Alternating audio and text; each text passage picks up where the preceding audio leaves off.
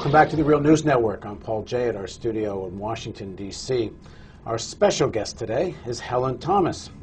Helen Thomas has been a member of the White House press corps for over 58 years. She's covered every president since John F. Kennedy. She was the first female officer of the National Press Club, first female member and president of the White House Correspondents Association, and in 1975 she was the first female member and later became the president of the Gridiron Club. She's written 5 books. Her latest, with co-author Craig Crawford, is Listen Up, Mr. President, Everything You Always Wanted Your President to Know and Do. So you've been telling presidents what to do for like a long time. They don't take my advice.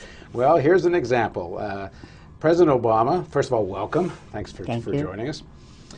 So President Obama had his inaugural Helen Thomas question in his first press conference, and here's a little clip we're gonna play from the press conference. Helen, this is my inaugural moment here.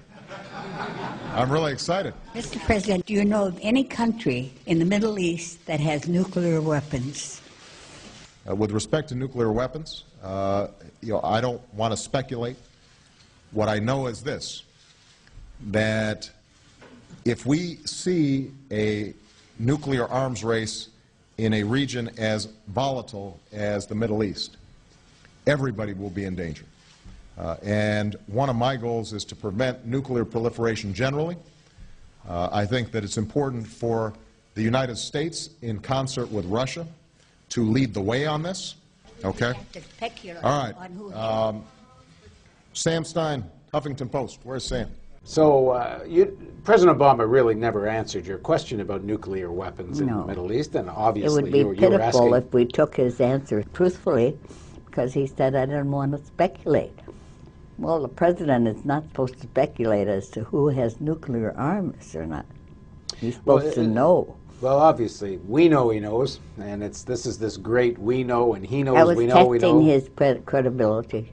So that's it's actually quite a profound question, because it goes to the whole Middle East, U.S. policy in the Middle East. Not only does the U.S. have a kind of double standard on nuclear weapons when it comes to Iran and such, but what do you make of Obama's whole Middle East policy? Is there a break with Bush here or not? Too one-sided in favor of Israel.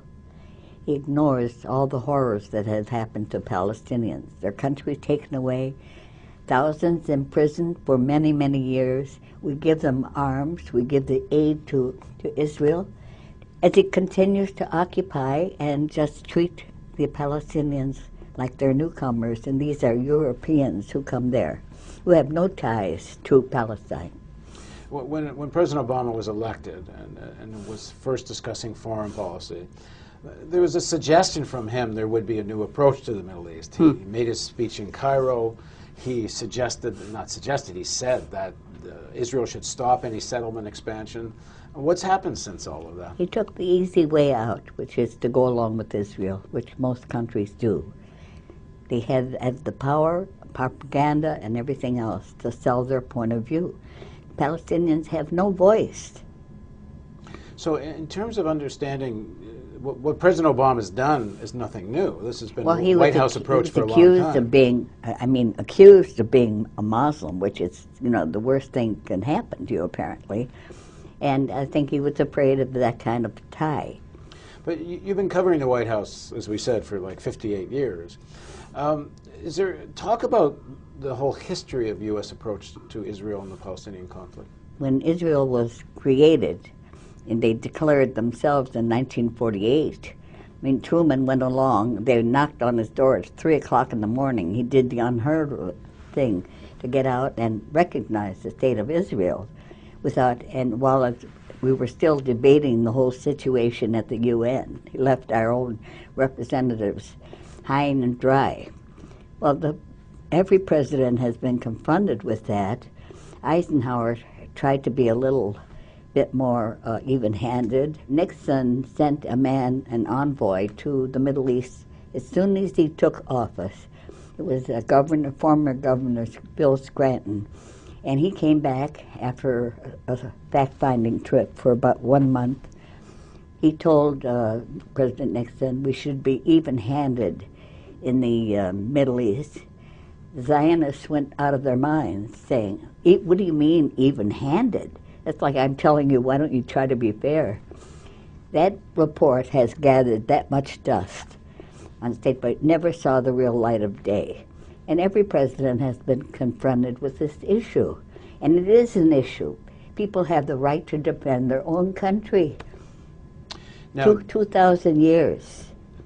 Now, Jimmy Carter, in the last few years, has actually, he was, I guess, the first person to, at that level to actually acknowledge Israel has nuclear weapons. He visited Gaza, he's talked to Hamas, and he's been saying there should be negotiations. Hamas won the election. But if you read the news stories, they will say, oh, the Hamas took over Gaza, without ever saying it won an election. And former President Bush said that we would observe democratic elections. As soon as the Hamas won in Gaza, they shut down all aid, closed the doors, and so forth. But did Carter have any, in terms of his policy towards Israel and Palestine, was he any different than all the other American presidents when Carter was in power? He got the first accord, in the Camp David Accords, and Begin promised him a lot of things, a letter that will acquiesce to concessions, never got the letter. So President Obama comes to power with what seems like intent to do something different. What are the forces at play here? Because we're winding up as far as, I mean, you've said, and it seems rather obvious, it's the same policies we've always seen. That's right. I think American politics, pro-Israel, if you take a vote in Congress, maybe you might get 5 people vote against any further aid to Israel as it continues its occupation. But that's about it. They have vast power. Who's they? The Zionists. Obama went to AIPAC, the main lobby organization of the kind of right wing of the pro-Israel lobby, when he was running for president, and he said to AIPAC more or less what they wanted to hear, with the exception maybe of the no expansion of settlements. So he's actually following through on what he campaigned on. He's never really suggested a different policy, has he? No, not really. He's following through, that's true. I don't think he's ever made any real commitments to the Palestinians. In terms of what you understand about the inner workings of the White House and how decisions are made, are there any forces behind the scenes at play here to try to put pressure on Israel to have a different kind of policy, or have they kind of given up on that? I think President Obama gave up totally early on. I don't think he even tried. He realized he's running up against a stone wall. Why take that on when he has so many other problems? So do you think that's it for his administration in terms of new policy towards the Middle East? I think he'd just as soon forget it if he could.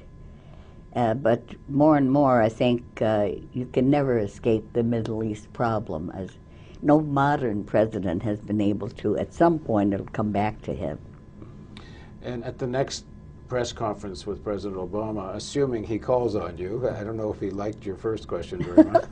I'm sure he didn't. What do you want to ask him? I want to ask him if he ever found out whether anyone in the Middle East has nuclear weapons. Well, we'll see if you ever get a chance to ask that again. I doubt it. Thanks for joining us. And thank you for joining us on the Real News Network. This is the beginning of a series of interviews with Helen Thomas, but they'll be kind of interspersed, not one right after the other. We'll let you know when the next one is.